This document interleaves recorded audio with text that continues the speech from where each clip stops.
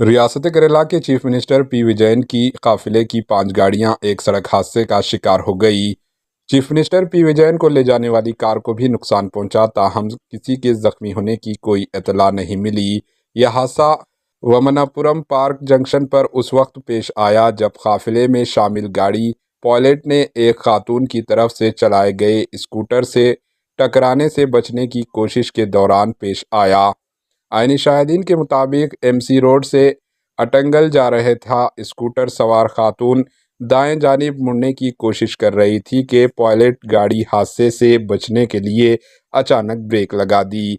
इस अचानक रुकने की वजह से चीफ मिनिस्टर पी विजयन के काफिले में शामिल दीगर कारें पीछे से एक दूसरे से टकरा गई।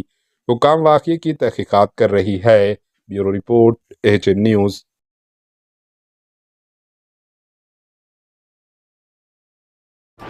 एएचएन न्यूज़ को लाइक करें, शेयर करें और सब्सक्राइब करना ना भूलें।